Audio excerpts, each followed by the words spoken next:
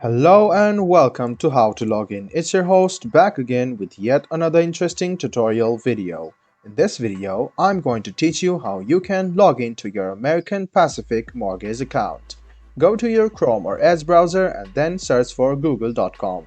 In the search bar, search for American Pacific Mortgage, or you can search American Pacific Mortgage Login. Now, click on the first link which appears on your screen. It will lead you to the American Pacific Mortgage account.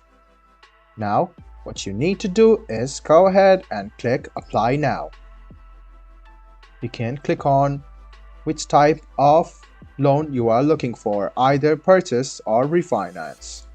Click on Purchase and click on Yes.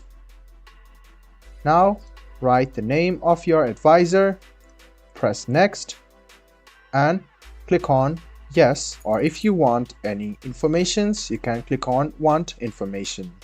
So, what you need to do now is write down your first name, your last name, your email address, your phone number, and then click on Submit.